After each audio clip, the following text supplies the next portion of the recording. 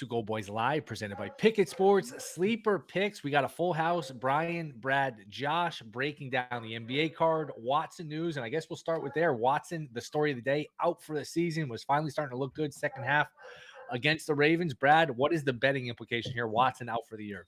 Yeah, so the Browns go from 20-1 to win the Super Bowl. In most places, it looks like a consensus 50-1 to win the Super Bowl. That's a huge jump. What's funny is the division price.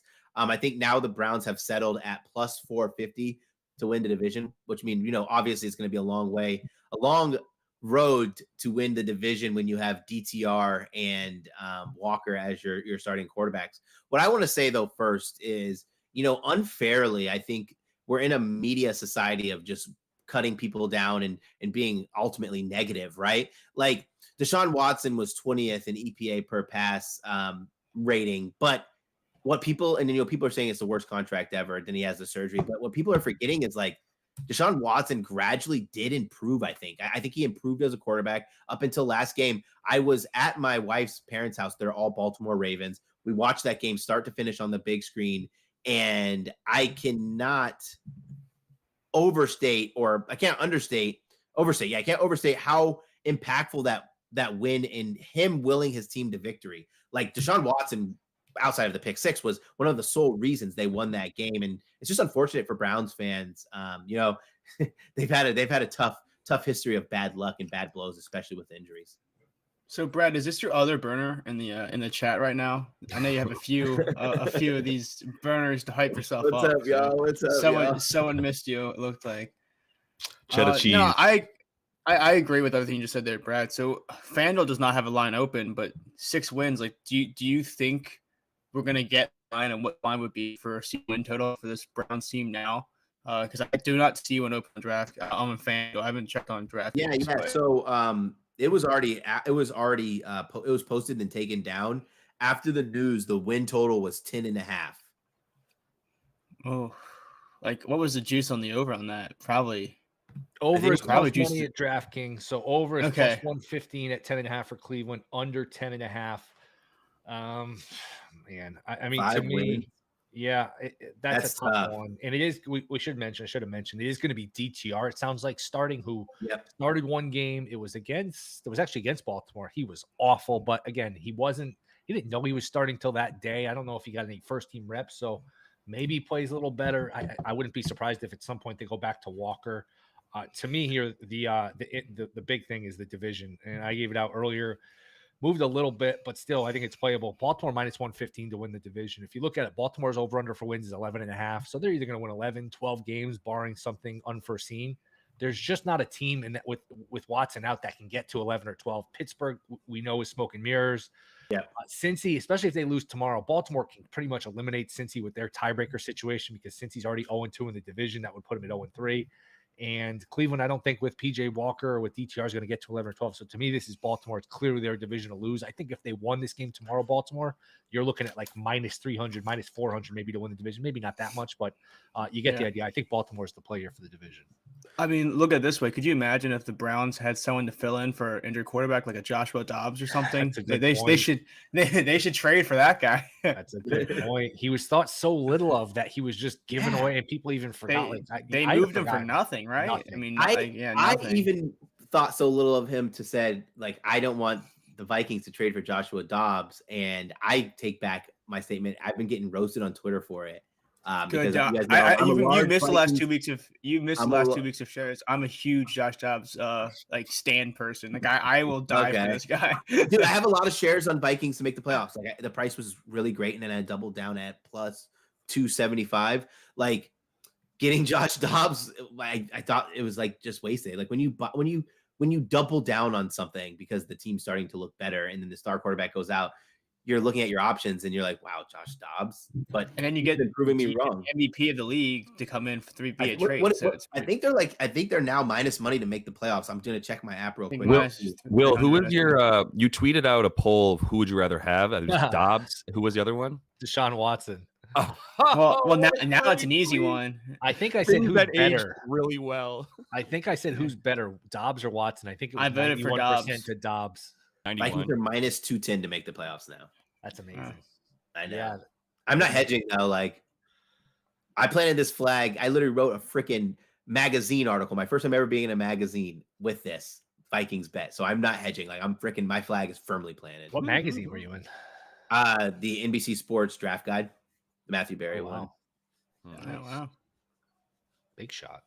I know it was really just freaking name drop. Did you button your shirt, or did because I know he likes a lot of unbuttons on Matt Berry's shirt. They didn't even put my this is no disrespect. My picture wasn't even it, but it does have my name and my Twitter handle. So Counts. What do you got on anything on this, Josh? Any takeaways from this?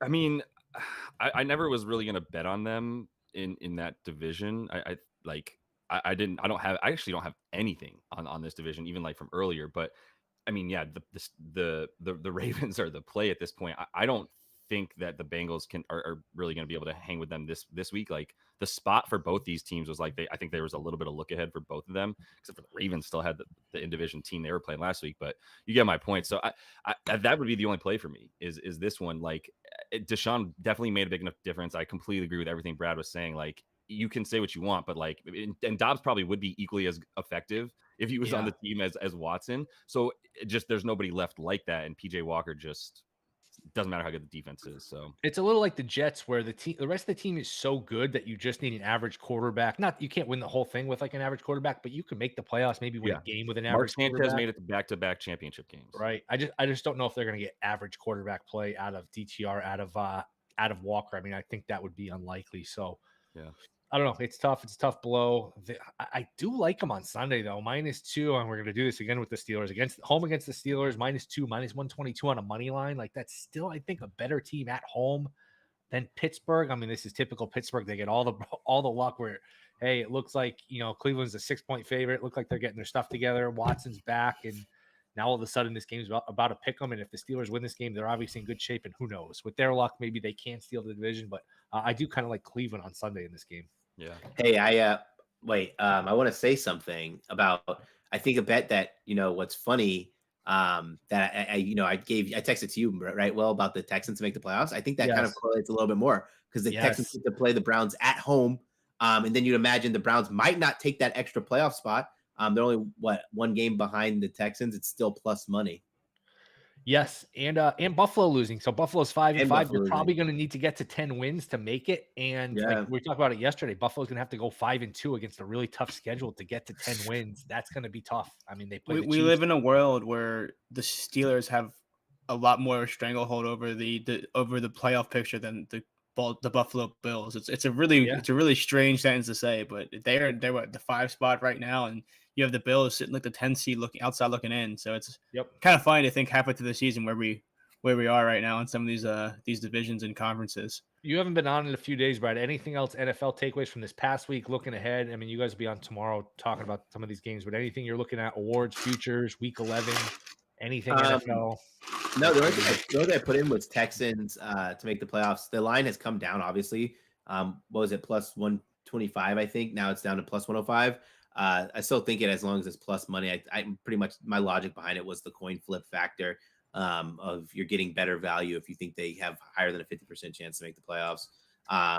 Easy schedule too. They play the Titans twice. They play the Colts. That defense is legit too. I mean, like I knew the offense was one thing, but the defenses look great. I mean, they're doing wonders over there. The D-line's good. Still winning games as their star running backs out. When you bring in Devin Singletary running for 125 yards, like it's just working right. Yeah. So I mean, there's a real path for Houston to get to 9, probably 10. Can I ask you about so does Peterson have the coach of the year locked up if he wins this weekend? What do you mean Peterson? You mean Ryan? I mean, oh my God, Campbell. Excuse me. No. No, I don't. Why would he? What do you mean? Can't the Lions like win their division this week, or am I too early? I mean, they still got to play the Vikings twice, so not yet. Okay. I think it's wide open. Coach of the year is fascinating. Now he's the favorite. I get if he gets like 13, 14 wins, I get the case for him. But his team was supposed to be good. I still think D'Amico Ryan, if he gets in the playoffs, D'Amico Ryan's got to be good, right? When we talked about it, Will, like the bet that we said was like, I think that you go both ways. Like you take Ryan as the somewhat longer shot because you definitely go both ways on this one. No matter what, you got to go and be versatile. So like I think you take Campbell, and then you as with a bit more, you put a lot more on him in that scenario, and then you take Ryan's. I can't just not think of everything I'm saying as a sexual innuendo now. Thank you. Yeah, that's a hard one. Yeah, I was That's just saying. I could still, actually, I looked at the standings. I could still make a case for O'Connell. Like, if That's the problem. I could still make a case for Tomlin at 10-1. Tomlin too. Yep.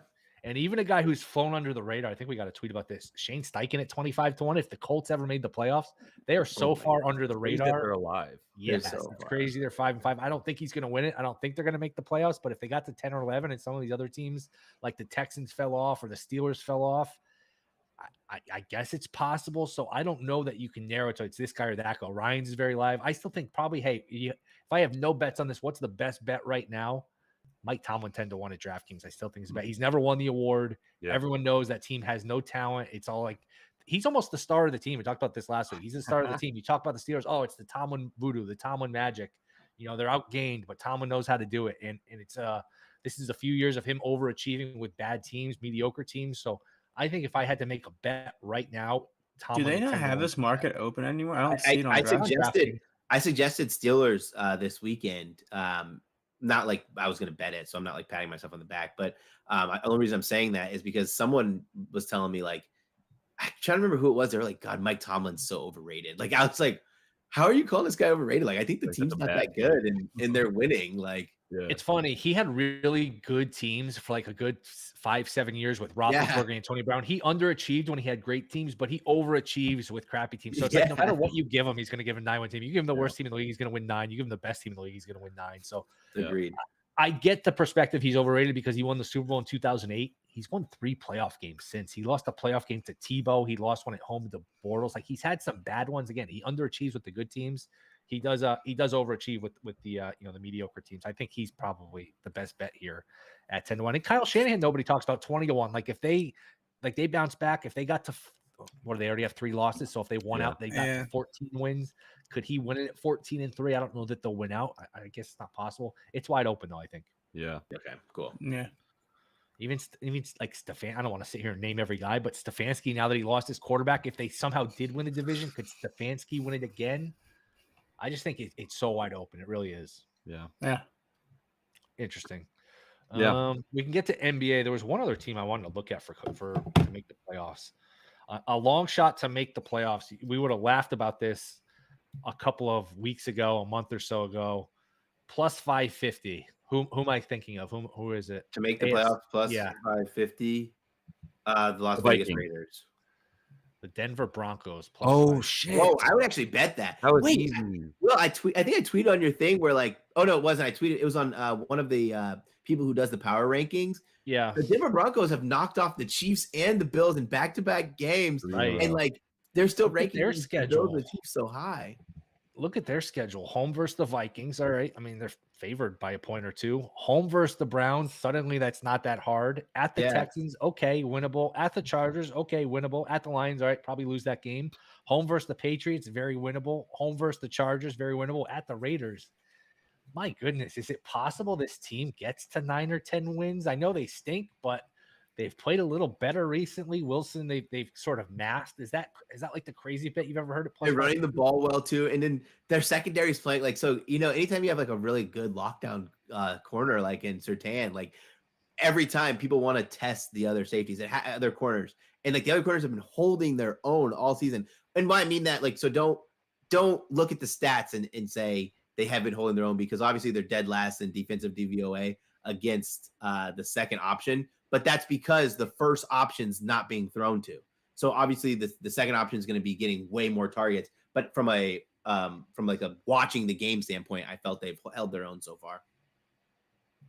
Is that bettable plus 550? Is that worth the bet? Definitly bettable. Yeah. Wait, and I'm also very much alive in my 4-1 that they'll have the most improved record.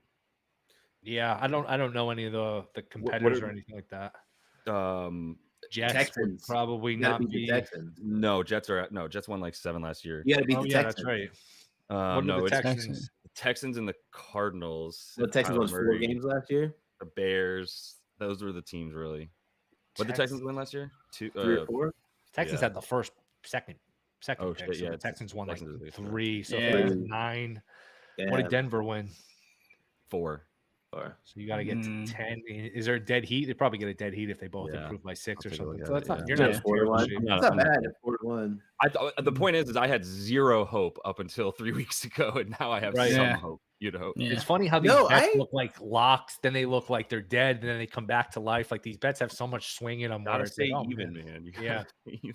I actually like what the Broncos have been doing too. Like offensively, like they're just committed to their game now. Like none of this trying things out. Like they're committed to what they do well, which I think Williams take a few shots with Williams. Russ. Yeah, exactly. I was kicking myself for not taking his rushing attempts the other day because that's the game plan. Just he's a really good player. Run him, do a little stuff with Wilson. Run him, pass it to Pirine. Just keep the chains moving. Pirine, your boy Pirine, you hit that one right?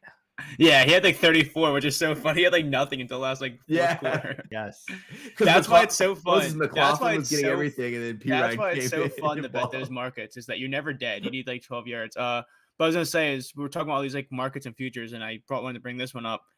With Brad's love for the Texans plus 105 or whatever. Do you think there's any value? I mean, I didn't even realize that Browns to miss the playoffs is plus 175. That's like, worth a shot. That's definitely worth a shot. That's plus 175. Like I thought it'd be closer to like even. Pick 'em, me too. Yeah. Especially there's a worry. I mean, you'd be concerned like, hey, there's a little bit of a psychological. They're demoralized with, hey, we lost our quarterback. We know we missed our chance here. So plus 175. That's a good. I mean, they're the 6th seed right now. I mean, they get leapfrogged, but like say Texans, maybe the Bengals make a run past them the division. I mean, I'm trying to remember 175. Trying to remember their schedule. Yeah, on FanDuel, it's plus 140 for the no. Yeah, no, that's a good bet. That's a good bet. And plus, with that quarterback, like they could lose to pretty much anybody if he's as bad as we saw that first game. And I like him this week, but man, that's there's.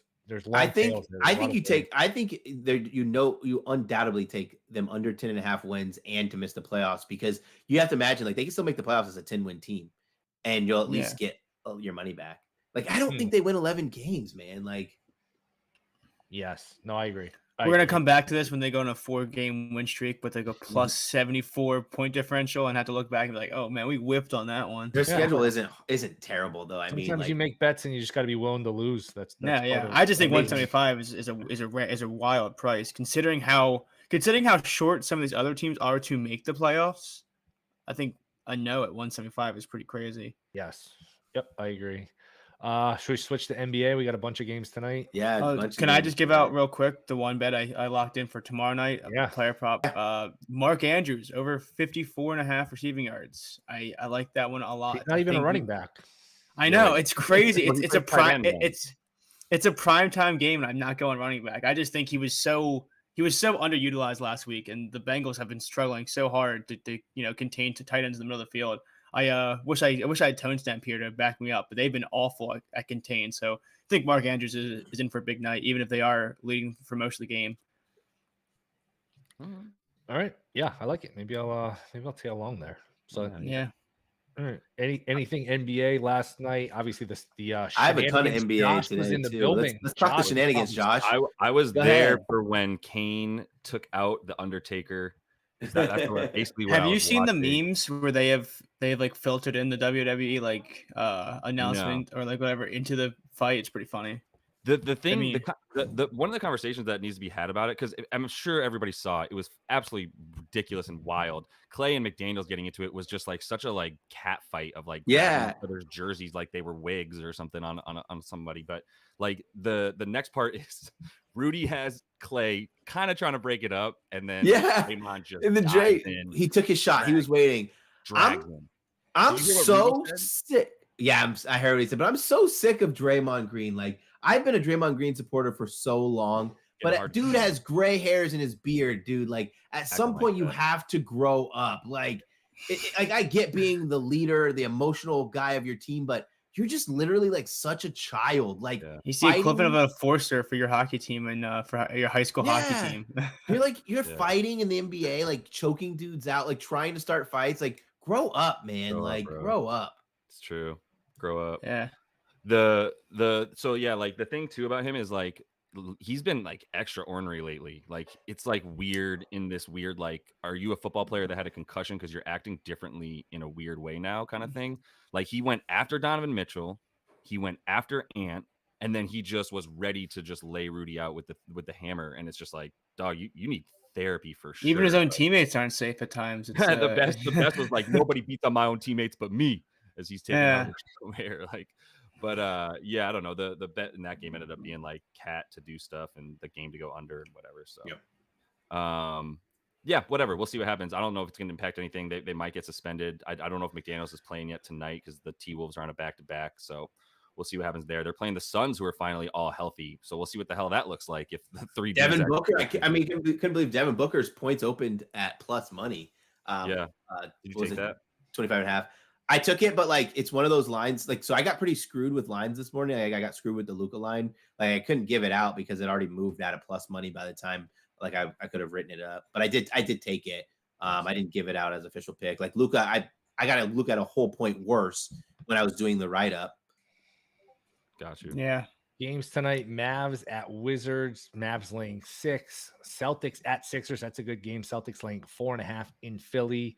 Looks like no Jaylen Brown in Raptors. Yeah, it looks like no Jaylen Brown. Missed shoot around. So a lot of home. Porzingis is questionable too. Yes, a lot of home dogs. Knicks laying 1 in Atlanta. Bulls laying 1.5 to the Magic. Suns laying 6 against Minnesota. I heard this suggested today. Phoenix 22-1 to win the play-in tournament. They're 0-1, but they've only played 1 game, and they do have remaining. And this is not a playing game tonight, I don't think. They do have remaining the Jazz, the Blazers, and I think the Grizzlies. And who knows? As long as they get their guys back at 22-1. I heard on VSiN, Jonathan Bontov will give that out. So that's one. That's nice. I played along a little bit with that. It's good price. Kings, Lakers laying 1.5, and then Blazers. Wow, Blazers are getting 10.5 at home. So Cleveland laying 10.5 in Portland. What jumps out to you guys about the card tonight? Yeah. So let's do sides and totals first. I think those are better. I actually like Dallas over 125, 125.5 points is plus money, plus 115. The Wizards are 4th worst in points allowed per game. Dallas is coming off the funniest back-to-back too. Like if Dallas is not on a back-to-back, it's probably 128.5 against the Wizards, but no starter played over 26 minutes last night because of the blowout. They're in a good, like massive, like bounce box situation, especially Luka has a chance to actually crush the Wizards tonight. Wizards are one of the worst at covering number 1 option. 2-man game is going to be freaking ridiculous in that game against them. And in classic NBA fashion, Brad, everything you said was super smart. But as we were talking, Kyrie Irving just went from just popped up the report as questionable, and last time that happened, he didn't play. So, oh my god, I'm just saying. Last time I had a Irving bet, and what is he questionable with? It's his foot again. I guess I don't know. He's had something with his foot being. I don't know. I'm just saying. Last time I bet on Kyrie Irving, and he went from healthy to questionable this late in the day. It was actually on the show, and I got pissed off about it. He didn't play, so back to back he might not play, which would help your Luka bet. He might score. Yeah, I just hate that back to back. I think he played what 26 minutes last night. Yeah, no, you're correct in your analysis. I'm just firing back with sometimes you can be correct and also just frustratingly punching the wall with some of the stuff. It's mad annoying. That total might have hit 250 if Kyrie wasn't ruled questionable. Yeah, it started at 240. It was up to 246.5. Like neither of these teams play defense in transition. I got Kuzma in that game. It reopened up. Mavs are -5. Josh, you already know Kuzma. I don't want to say he's my boy because I'm not a Kuzma fan, but that man takes so many shots. He does not care. I play him 30 plus almost every day. I'm going back to it. Yeah, I mean, I've got him on 2 different the only 2 fantasy teams I'm in because I was like, same since last season. It was like this is the usage monster. He literally won me my league last year. Yeah, it's awesome. So. And he boards up, so like you could always get the boards in there too, because there's not much on the way of defense in the like around the power forward, small forward positions for Dallas once you get rid of all that last year from the trade for Kyrie. So I got him in that bet. I got De'Aaron Fox as well to score against the Lakers, which is what he does because they can't guard point guards. So I got him over 26.5 in a small. D Fox. Oh yeah. And then I laddered him up to 30 as well for plus 165 on FanDuel. So I like split a unit on that, 3/4 on the over, but I really like those two the best, honestly. Like I'm going to put most of my stuff on that. I've been spreading my shit out too much on the NBA, and I've got such a good record with props versus sides. I'm just like, what am I doing here, man? But I do like the Kings as well. I can't imagine why they wouldn't be favored more against the Lakers in LA. Lakers on a back-to-back. AD still doesn't have props up. D'Lo is going to be guarding De'Aaron Fox because it's either him or Austin Reeves or Cam Reddish, and all three of them suck right now in defense. I like the Knicks tonight. I hate betting on the Knicks, but Trey, good yeah, back to back. So Murray's questionable in that game. I think DeJounte. Yeah, Jonathan Murray's questionable. Trae Young sucks against the Knicks. Jalen Brunson sucks against the freaking. I know. I was thinking about taking under Trae. So maybe not. I got scared that if DeJounte doesn't play, and Trae also sat last night, so he's going to be rested, and if he's going to be the main scorer down the stretch, I got scared away from unders for him. But I could see under 37.5 PRA for him. I took Brunson under. I tailed that pick from Pip, so that's not my personal pick, but I did really like it. What else do I like? Wait, can we go back to Washington 1 second? Yeah. Sure. Guys, I have done this twice or 3 times so far this season. It's got to be a buy low spot for Jordan Poole, right? Oh no, I didn't warn you against it last time. I'm gonna warn you against it now. My only worry with Jordan Poole is that if Kyrie does sit, I do think there's a lot of length that can come in to replace Kyrie Irving, which really hurts Jordan Poole. Jordan Poole, listen, he's gonna hit a 30 burger in the next 5 games, and I hope it comes in the next 3 games because it's gonna get to 10-1. If he gets to 10-1 to hit 30 points, I'm gonna just keep playing it for 9 straight times. It's fair. Okay, and then the 11th time you give up, he's gonna drop 50. He's 8.5 to 1 to go. How many shots tonight? Dude, he's gonna take 20 plus. I just want to know how many he's been taking. I haven't been looking at. He's been taking a lot, but he hasn't been making them. Not been making them at all. Then that's fine. I'm with you on that if the usage is there.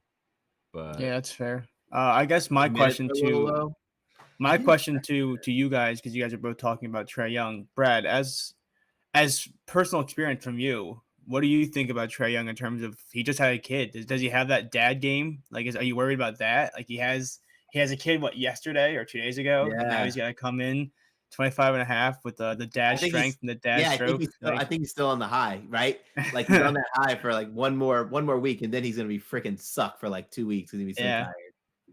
Who is he talking to? Oh, he was talking to, I guess, does he have a podcast now? I feel like every athlete has a podcast. He was talking to Lou Williams, and Lou Williams was talking about the bubble when Lou Williams was on the Clippers. He's like, man, we were going to win it. We didn't feel like being there anymore, and nobody was going to give us credit. So we took our foot off the gas. And I'm like, dude, shut the fuck up. You guys were up 3-1. And I love Lou Williams too. Lou Williams is one of my underrated NBA guys. I love. Weird thing. That was that's what I brought up too on a different podcast. I was like you care, you're competitive. Right. Lou Will just showing how much space that still holds in his head. Because literally it's one of those Twitter memes where it's literally no one. And then it's Lou Will talking about a bubble from 3 years ago. Yeah. Nobody's talking about that. I get that they asked him on a podcast. He's answering a question. And that's fine. They brought it up because it was a topic they wanted to go into. But for the love of God, you were up 3-1. So why did you stop trying it? Not only up 3-1, they were up 20 in the fourth quarter of Game 5, and they were up double digits in the second half of Game 6 and Game 7. So they blew all 3 games, huge leads in the series. Well, if they wanted to win, they would have. Can you imagine? They didn't have this back then, even though it's only a few years ago. An updated series price when it's 3-1 Clippers and it's up 20, because Clippers were minus 1,000 to win that series. Even with the lines we have now, Will, I wouldn't be surprised if books just lock that shit up and be like, all right, there's no point even offering anything. Right. No, it was that crazy. It was that crazy. I just made a bet for most improved player. You guys we can do this exercise where you guys try to read my mind. Who did I bet for most improved player? Most improved player? Can we get odds? After watching, I'm not going to look at the board. I just want to see if I can guess it based on the odds. Between 10 and 30 to 1. Between 10 and 30 to 1. After watching last night, Will? No, it doesn't have anything to do with last night. He came up on I don't want to give it away. He gave up. Don't give it away. Most improved player. Let me think. Wow, this is tough. I'll give you the odds. I'll read people the odds, and then maybe that'll trigger your mind. Maxey's even money, which I think is insane. Barnes is plus 750. Cam Thomas is 11 to 1. Sengun is 15 to 1. Cunningham's 18 to 1. Sharp is 20 to 1. Jalen Johnson's 30 to 1. I was gonna say before you read their odds, Brian usually guesses it. Go. I know before you even read the odds, I was trying to like read your mind. I'm gonna go with, is it Cade? Is it not Cade? No, It's Sharp, right? I took Şengün. Yeah, Şengün. Damn, that was a good one. I was trying to think. It's 45 to 1 early in the year, yeah. but $5 or $10 on it. Nothing to really care about. Yeah, I took Şengün. I think it was Bill Simmons' podcast was talking about him, and he's one of the voters. And I just get the sense like they've played really well. He played really well. He's played really well defensively. He's one of those guys where he's got to win based off the basketball guys, if that makes sense. Like he's not going to be the maxi that's going to put up 28, 30, whatever it is. Like he's going to be the guy that's like, wow, look at his rim protection this year, or look how good he is inside that 5 to 9 foot Max bubble is around the rim. Award if he stays healthy. You think so? Yeah, man, you just can't deny what he's doing. He stepped up. I did like Sharp a lot too, but like not. Maxey's always been good, and he's just getting more run. He's a little. So was John Morant. I know. It's such a. I'm not arguing award against Will. I'm just saying it's such a weird award. Like it's such a weird award. Yeah, I hate it. I think of this award as like breakout player. Like Maxey was already should do good. that. He went from really good to like extra really good. I don't know. I think a shot 15 to 1. I didn't make a huge bet. I don't think. No, I like it. I like it. And then Houston doesn't play all the way out west. Like once you start getting way too far west, like your chances to win awards are really hard. Who knows? Maybe Maxey gets hurt. Who knows? Maybe I don't know. You guys think that's a rightful favorite though? Like you guys looking to bet that at even money, Maxey? No, I bet it. No, it got this week. completely nuked once the trade actually went through because it was 14 to 1 before the trade went through. So I'll say this: I wouldn't. If this is any consolation to you, Will, I wouldn't bet it even money. But I really, really wish I had a 12 to 1 ticket in my account right now. Yes, like that. That's where I'm at. I don't know if you guys can read it. It's plus 110. All right. Oh, nice. Oh, how about the Clippers covering last night? Now they lost 6 in a row. They haven't won a game. It's hard to get back. That looked too easy, Josh. We were talking about this yesterday. I know. Looked too easy on Denver. I actually didn't end up betting it. I bet it a little bit. I'm not the conspiracy guy, but man, what was Reggie Jackson doing at the end of the game? Didn't he miss two? I think he missed 2 free throws in the last 20 seconds. Took a take foul. Like it was almost like he did not cover the spread. Yeah, I didn't see it. I was watching that. I was watching the game. He had like a take foul, and I'm pretty sure he missed both of his free throws when he got fouled to the line. Wow. So I saw some people saying it was an industry plant potentially. It's possible. How many points is Kyrie worth? The Mavs are now down to -4.5. It's about right. Point and a half. Real couple quick, points. Talking about being a sneak. Did you see that DraftKings was in this like Twitter Spaces that this capper was hosting that had like 200 people in it, and DraftKings Twitter account just jumped into his space and was like listening to the capper's conversation. It was hilarious. Yeah. Interesting. All right. Anything else before we bounce? Yeah, let me give out 3 plays. I'll say them in rapid fire. Sure. First, Kobe White over 16.5 points, -105 for Chicago Bulls. I don't want to go through the explanation. We'll go Valerie Nichushkin, hockey player for the Colorado Avalanche, over 2.5 shots on goal. I laddered him up to 5. It's going to be the last time we're going to be able to get this. Lokkonen is. I'm only going to give an explanation for him. The only chance you're going to get this, he's going to start opening up at -170. You're not going to be able to ladder him anymore because Lokkonen's out, long-term injury. And once he hits his ladder 2 games in a row, you're dead hitting that. And then last but not least, Jamar. Actually, I'm not going to give the bet out. Sorry. I want to be able to play the ladder, and I don't want the lines to move. Ooh, I like it. Yeah, I like it. Sorry. Is there any way to ladder these at Bet Rivers? Do you know, Brad? Or is it just NHL Bet Rivers? Let me check NHL. So Pickett's a good source for all of these Pickett needs when you're trying to check out where to bet, when to bet, who to bet. But anything else before we bounce? I hate to say it, but I was on last time on the show, and he fell just short. But I do think Scotty Barnes, 33.5 points / rebound / assist. Oh my God, he fell short by like 2 last, right? Like, yeah, it was very unfortunate against the Wizards, but it's weird. It's not the Bucks are not the Wizards. I'm not saying that, but it's weird to say they're closer to the Wizards than they are to like defensively than they are to anybody else. Like it's tough to say, but this is a game where Giannis is probably the only guy that can play defense on this team without just walking around looking aimlessly, and he's probably gonna catch a lot of spicy P matchups. That Scotty Barnes, if he plays shooting guard again without OG Anunoby, I just think he has the ball in his hands too often to not, rack up stats all around. That's fine. That's a good one. Raptors plus 4.5 is still a good bet too. Yeah. It's weird that last year I would hunt unders against the Bucks, and now I'm hunting for overs against them because they are just completely different defensively. Yep. All right, boys. Good show. Covered a lot. You guys are back tomorrow noon Eastern. Good Thursday night game to talk about Bengals and Ravens. I'll be back Friday at noon. So Brad, Josh, Brian, appreciate you guys. Thank you to Pickett, Sleeper, you guys in the chat. We'll see you guys tomorrow. Good luck on all your plays.